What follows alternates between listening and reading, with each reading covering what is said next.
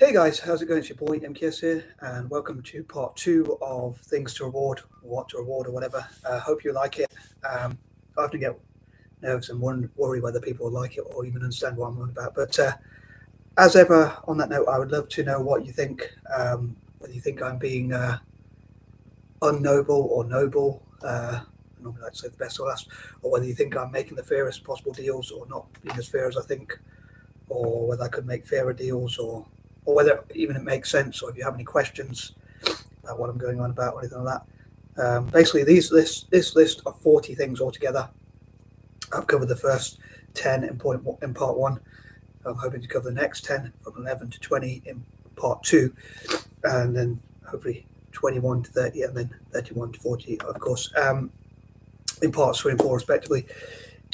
Are basically things that I hope to reward. Anything that's in this list are things that I hope to reward. So, dare I say, if people provide me with shelter or food or things like that, or do anything for me, as I mentioned in part one, anything that's within these lists. So I hope to cover everything that I think are things where people are helping me. And again, main thing is, I suppose, returning the favour, to put it simply. So like for like, as best I can. Although part of me does think I'm spoiling the surprise a bit. If I surprise people like by paying them back for doing me good things later on, I think in some ways it would be better. But I thought I'd make it in video form. Anyway, I hope that all makes sense and all this makes sense. And again, I'd love to know what you think. Whether you think I'm being ethical or not, or whether I can improve, or whatever else. It's the fairest deal I think I can make. As I mentioned again in part one, and I've mentioned in the past, with my hoarding problem, I can be like really mad. And if I could, there's probably not a place in the world where I wouldn't have things to write on, like whether that's receipts, envelopes, or whatever. And I understand that's really crazy, really mad, if I'm honest, and weird, I've got to admit. Like so many things about me, admittedly, I'm a bit quirky, very quirky. And also, I appreciate that. Like sometimes I do think to myself, how people move, or imagine if that actually happened. Imagine if God made that happen. Let's say it wouldn't really be fair on other people. Perhaps definitely not, or even animals or whatnot. But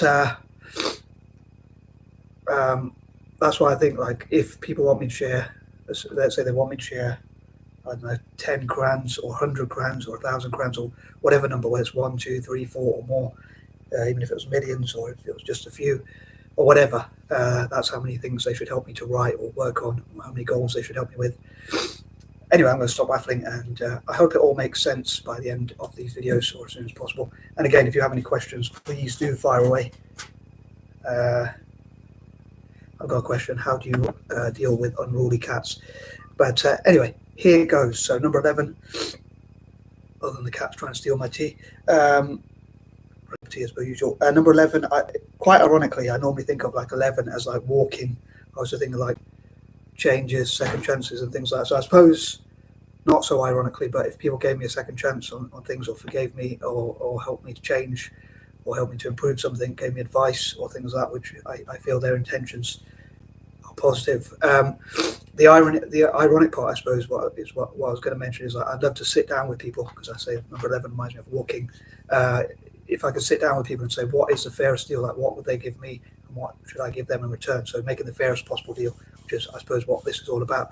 So if they said, I'll say for each line, let's say, if I had a refill pad or any notebook really, for each line I get to write, I don't know how it exactly would work. It could be that they sit down and count how many lines I get to write, or it could be even after I've written that line, I would write whatever they want me to write. So it could be a verse from the Quran or the Bible or whatever else, or it could be something about someone's business or political party or political views, or whatever it might be.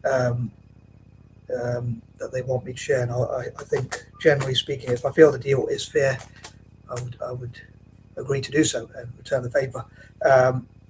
So I often say, like, line for line, or things like that. So they help me to write an idea, and I help them to share a verse from the Bible or whatever it might be, depending on who helps me. If it's the churches or Christian organisations or whatever, then it would be from the Bible. If it was Muslim organisation or whoever else, it'd be from the Quran or whatever. Whichever, again, depending on who supports me, or even like political parties, business people, businesses, or whatever. If they gave me a room, and then I suppose it would be in their interest, hopefully, to share, to try and help me to transport those things with my mad ideas on. I hope someone out there would be able to read them, inspired by punctuation and handwriting. I hope to improve my punctuation, but there's a lot of patterns which I'd probably keep the same in the MKS style, as I called it, after my initials. But yeah, if they help me to distribute it, like I mentioned before, like blue notebooks for Italian football, blue ink and stuff like that, and green Celtic, green and white. Celtic plays in green and white. It could be just green notebooks with green ink and whatnot. And also, it would have their message as well. So in this case, Italian football and or Celtic would see their message of whatever they wanted to share with us about a business or whatever. And also, if I felt the deal was fair, I could even post something on Facebook and or mention it on YouTube, where I could talk about who's helped me with things and whatever. So improving their PR. Number 12, anyone who inspires, motivates, and just generally encourages me.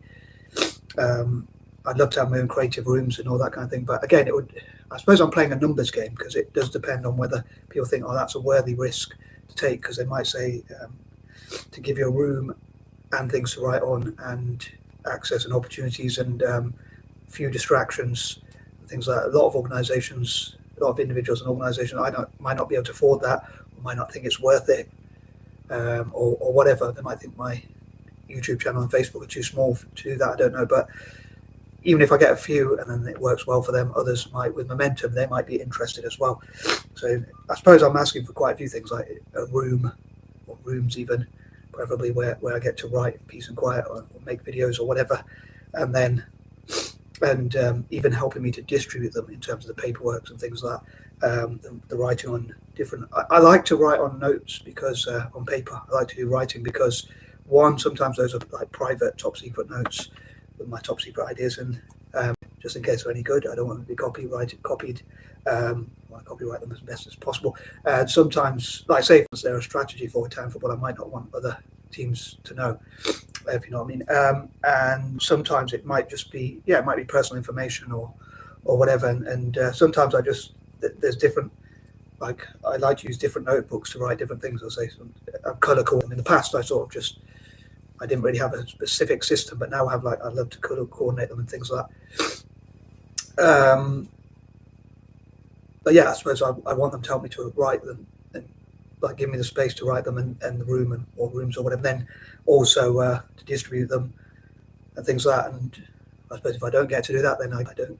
I suppose I won't share, unless they help me with something else, like making videos or whatever it might be that they help me with. Again, anything in this list. It doesn't have to be the writing. For instance, people might say, we don't agree with your hoarding, so we'll help you with something else, like making videos instead or whatever. Number 13, selfish one, as I said in part one, like Italian football, helping Italian football teams to become world class at a club and country level. Another thing that I'll say, I know it has stopped me from enjoying myself sometimes, or a lot of time, where I just overthink about. I suppose it's a bit like, as I often mention, it's like an alcoholic or any other addiction. Or anyone with any addiction, it's like it's difficult to stop thinking about or control. Sometimes I actually imagine like what it would be like, or what would people think, and I've admitted to it obviously a few times, but what would people think if they knew like I wanted to have notebooks everywhere and stuff like that. And about this hoarding problem, again, I'm admitting to, I suppose, those hoarders you see on TV and things like that. But I can understand people say you can't have notes everywhere because it'll be in other people's way. It's a risk, like it could be health and safety risk and things like that. But I do struggle to stop about it. I don't think of a negative for number 13, either selfish thing or negative. So I've covered both there. I didn't think about the more negative thing until later, but I thought of the Italian football thing and the selfish of that before. Number 14, however, I think the solution is, I say, how many crayons do you want me to share? I have a little jingle where I say, how many crayons do you want me? Do you want me? How many Bibles do you want me? Do you want me to share? And it's like, then it's up to them. So then I put the ball in their court, because if someone says, well, I'd love for you to share hundreds of, or if not thousands of Bibles or whatever, say for instance, then I suppose they should help me with hundreds, if not thousands of plans. Again, it could be like, I don't know, it could be